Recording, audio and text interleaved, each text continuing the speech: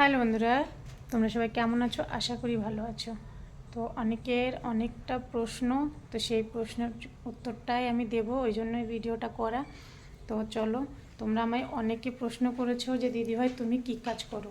মানে আমি যে সবসময় বলি যে আমি ডিউটি থেকে আসছি কি ডিউটিতে যাচ্ছি, এরকম অনেকেই আমার ভিডিও আছে। তো তোমরা অনেকে আমায় প্রশ্ন করেছো, লাইভে এসে প্রশ্ন করেছো যে দিদিভাই তুমি কী কাজ করো। তো চলো আমি তোমাদেরকে দেখিয়ে দিচ্ছি যে আমি কী কাজটা করি। তো আমার কাজ এই যে রান্নাঘরে, এই যে আমার ঘরের কাজ রান্নাঘর, আমি এই বাড়িতে রান্না করি, রান্নার কাজ করি। তো এই যে এখন এসেছি 9টার সময়, আর বেরোতে বেরোতে 2টো বেজে যাবে। তো সকালের টিফিন, দুপুরের লাঞ্চ এবং রাত্রের ডিনার একদম বানিয়ে তারপরে বেরোই। আর এই যে এগুলো সব বের করা দেখছো, এখন এগুলো বানাবো। এই যে এটা হবে কুৎসু, আর এনারা সাউথ ইন্ডিয়ান, তো এনাদের রান্না তো একেবারে আলাদা সবার থেকে। এই যে 1 পাতিলা চা চড়িয়ে দিয়েছি, এখানে হচ্ছে আলু, আরও আছে। এই যে এই কড়াইটাতে, এই কড়াইয়ে আটছে না দেখে অর্ধেক করে বানাবো। তো এখানে অর্ধেক চড়িয়ে দিয়েছি, আর অর্ধেকটা আছে, এটা হলে তারপরে এটা আবার চড়াবো। আর এখানে আছে ডাল, সেদ্ধ হয়ে গেছে। আর এই যে কড়াইটা বসিয়ে দিয়েছি, মুগ ডাল দিয়ে মূলোর শাক, মুগ ডাল, নারকেল, এই যে মুগ ডাল ভিজিয়ে রেখেছি।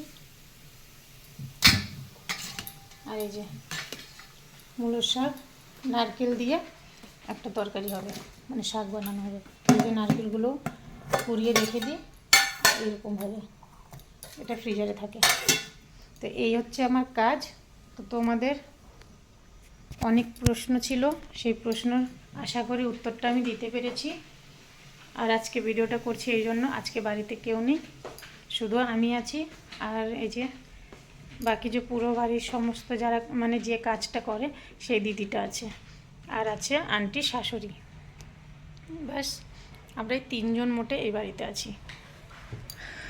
আন্টি চলে আসবে, ফোন করেছিল, একটু পরে চলে আসবে, ভাবলাম তোমাদেরকে বলে দিই। আর এই যে দেখতে পাচ্ছ এই জায়গাটাতে অনেক ভিডিও আছে আমার, বুঝছো? তো এই হচ্ছে আমার কাজ, এখানেও আমি অনেক ভিডিও করেছি।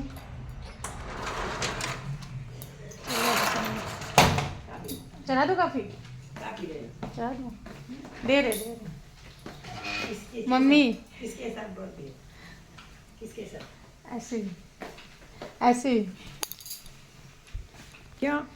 ऐसे ही। ये मम्मी है, देखो हाय कर दिया आप लोगों को। मैं मम्मी के लिए कॉफ़ी चलाने जा रही हूँ अभी। তো এটাই হচ্ছে এই বাড়িতে মানে আমি কাজ করি। তো সবাই খুব ভালো, আর আমার সব থেকে দুঃখের খবর, আমি ছেড়ে দিচ্ছি 15 তারিখে। অনেক বছর করেছি, 11 বছর ধরে এই বাড়ি কাজ করেছি। তো যাই হোক, তোমাদের সঙ্গে পরে কথা বলবো। দেখো আমরা 2 টুনাটুনি চা খেতে বসে গেছি, এই যে টুনাটুনি আমরা বসে পড়েছি চা খেতে। নাস্তা পরে হবে, আজকে সুমিত্রা এখনো আসেনি। এই যে এটা সুমিত্রার জায়গা খালি আছে এখনো,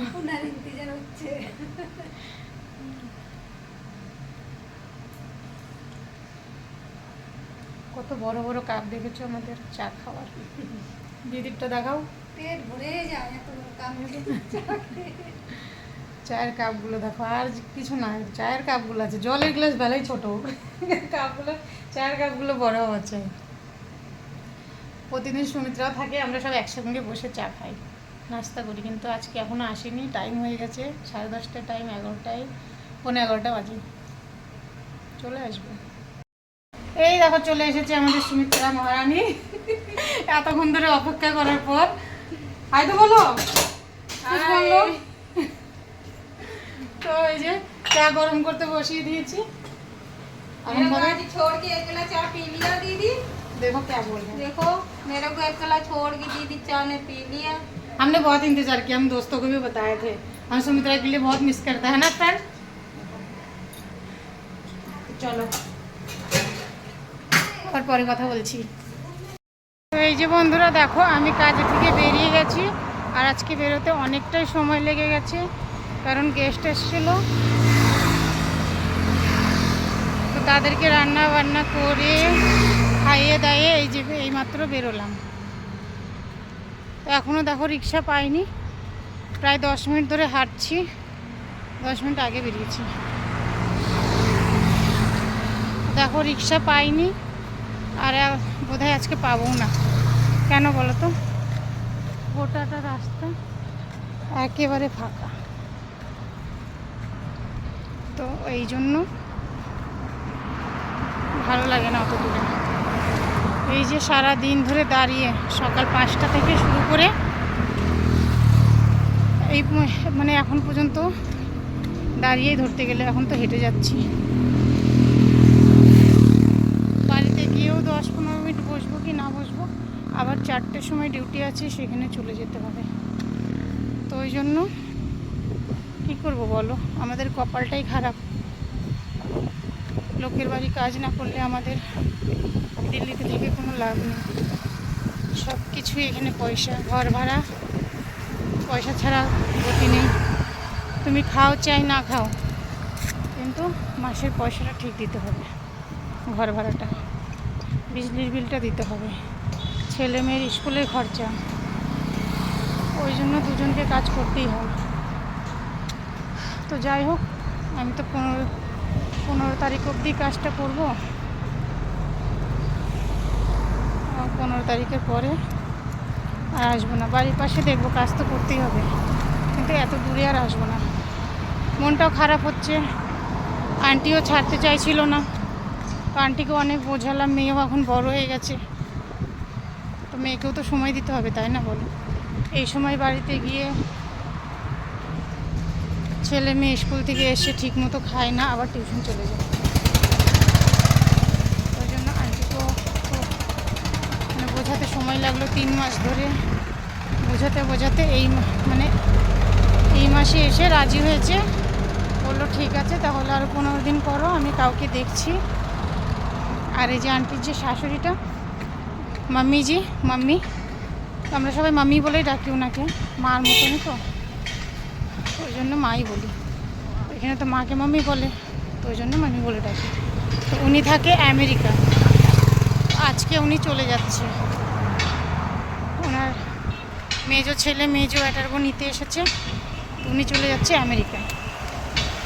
ওটাই আন্টিও মানে মাম্মিও বলছিল যে আবার যখন আসবো তোমার সঙ্গে দেখা হবে না, মনটা খুব খারাপ।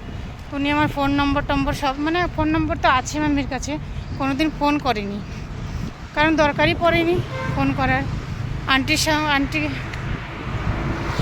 আন্টিকে ফোন করতো, তো আন্টির সামনে আন্টির ফোনেই আমাদের কথা হয়ে যেত।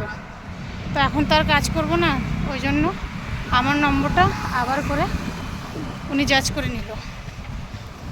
তো বলছে আমি মাঝে মধ্যে ফোন করব, মেসেজ করব, উঠাবা। বললাম ঠিক আছে। মানে এতটা ভালো মানুষ ইনারা, সেটা বলে বোঝাতে পারবো না। তো যাই হোক, ছাড়তে তো হবেই একদিন না একদিন। তো এই মনটা খুব খারাপ, এই জন্য যে আজকে তো 4 তারিখ হয়েই গেল, আর আছে মাত্র 11 দিন, কি করার বলো। তো চলো, সবাই ভালো থেকো, সুস্থ থেকো, টাটা।